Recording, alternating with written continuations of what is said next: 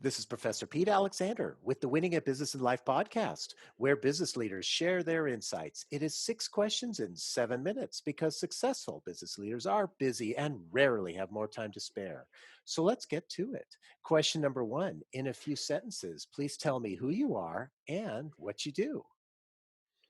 Good afternoon. I'm Randy Niznick, and I'm here in good old Chicago, Illinois. And I like to say that I serve people in communities through the sustainable facilities engineering and operations management. I also am a retired U.S. Navy Seabee, which is the Naval Construction Force, where I served honorably our country from 1990 to 2013. So I did 23 years full career, as you can see behind me, my shadow box there with uh, with Old Glory. So I currently work for an outsourced service provider in the corporate real estate facility engineering realm. Randy, it's great to have you on the show. Question number two: what's the best thing about working in your industry? The dynamics of change, especially with COVID, I'm sure you could put two and two together working in corporate real estate and all that is happening in the COVID world and workplace and what that future of the workplace is going to look like. We are all a little bit in mystery right now of what is going to evolve once we get out of this pandemic, but it has definitely been challenging. But more importantly, I always like to say that what really I enjoy about the industry is continuing my service to others and really to communities. So just as I did in the military, I am able to continue my service to others because as many know, when you work in facilities, you're supporting other people so they have a proper workplace environment so they can maintain operations and do their job and do it to the best of their ability. Wonderfully stated. Thank you. Question number three: I have a fictitious book with all the answers for business. What chapter would you think most companies should read? I would title the chapter Maintaining Relevancy. Mm. I speak a lot about staying current and staying relevant.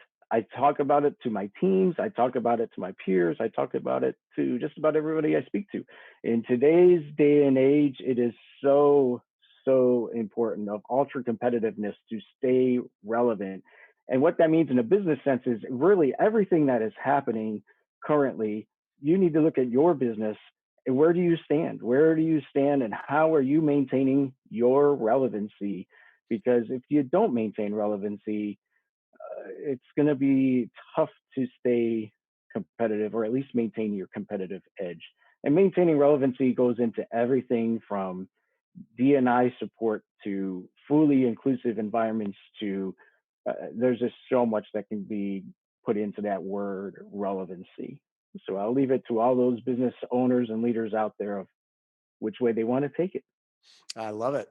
Question number four: other than the generic work harder, have a great attitude, and care for customers, what advice or insight would you give to other business leaders? Continuing to refine and hone your brand. In today's day and age of social presence, social media, everybody is gathering information about a company through social media.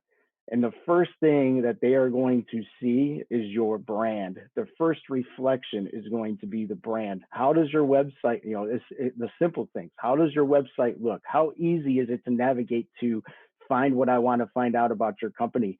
And then what are people saying about your firm and your organization? It is so vitally important to stay in tap with what are your employees saying about your firm? And if you're the CEO, what are they saying about you? And how are you presenting yourself across all of these different social media channels? So developing, refining the brand, which could be changing as the world is changing. The company's brand could be changing as well. So just staying on top of the brand. Yeah, I think as you're saying that, very insightful about the brand changing. It's the brand needs to stay relevant, as you mentioned in the previous question, right?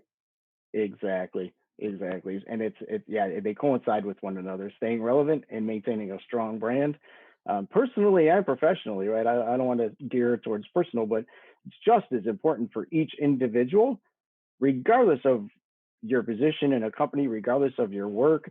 Everybody needs to maintain their brand, and they need to maintain relevancy in today's day and age. Hmm. Agreed. Question number 5.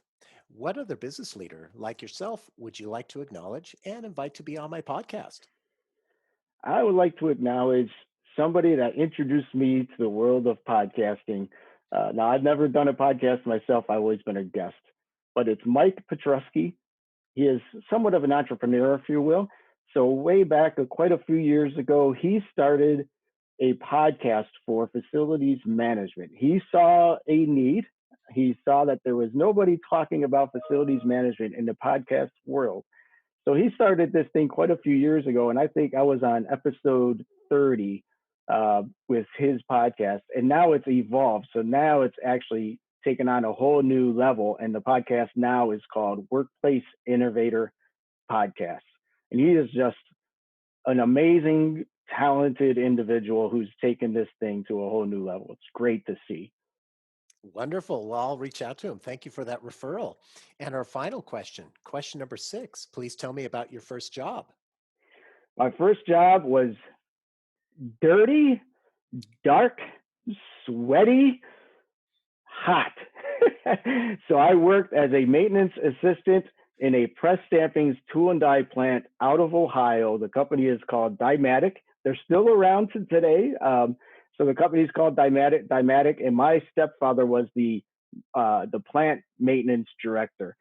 So going back to what I do as a facility, in the facilities engineering world, my stepfather was the one that taught me or planted the foundation in regards to facility engineering. He taught me about high voltage electrical systems and plumbing systems and air compressor systems where we worked at that tool and die plant. But what I remember most was I used to have to do the maintenance on the presses. So I don't know who the audience is, but some of you may not know. But a press is basically what stamps out from flat steel. It shapes it into something, shapes it into a fuel filter bracket for a car or whatever.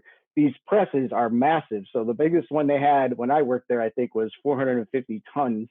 And I used to have to do the preventative maintenance. So I used to have to get up on these presses and scrape all the grease and clean them. And it was just dirty, nasty. But what I loved about what I would, what, and I still do this to this day with my teams, is my stepdad would always tell me, when you're up there scraping that grease, Randy, I want you to be looking at the engineering of that thing. I want you to be looking at how all these components work with each other. Just don't get up there and gripe about how smelly and stinky the work is.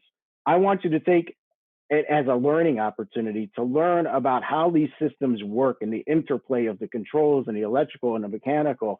And when he taught me to always look at it that way, when I was going to go do the not so glamorous part of the job of greasing or scraping grease, it really taught me a lot. It was a great life skill that I use even to this day when I have my mechanics going out changing dirty air filters, right? It's not the best part of doing air conditioning work, changing dirty air filters or changing belts, but I always tell them, well, when you're there, take a look at take a holistic view of that system and really get to know that system and understand how all these parts interplay with one another. It's a great story, and I remember working with a printing press, and it was a lot of work. It was really messy. It smelled very badly, but I really got an appreciation for the engineering, as you said. So that I love that story. That's awesome. That's awesome. Isn't it cool? Like a lot of people just don't realize, the mechanical wonders that are before us every single day if you just take a look around. And that's what got me into facilities, right? And anybody who looks at architecture of buildings and has a strong fascination with that, I always say, hey, maybe you should look into the facilities profession. Um, just to put a cheap plug out there for facilities management. Really. So, Randy, thank you so much for being on the show. How could people find you? I'm really most active on LinkedIn. It's my preferred social media. I've tried the Twitter. I actually tried, dare I say this word now, it's become an evil word. I actually tried TikTok for a while. But it just never worked for me. And I tried Instagram. Those social media platforms never really worked for me. But what has always worked for me is LinkedIn. So you can find me on LinkedIn. There, I have my full first name, so it's Randall Niznick. Other than that, you can find me on Facebook. Nothing to hide. Nothing to hide there. Other than that, that's about it. Perfect. This is Professor Pete Alexander with the Winning at Business and Life podcast. For more insights and ideas, please go to LinkedIn, YouTube, Facebook, or iTunes and search for the Winning at Business and Life podcast. Thanks for listening.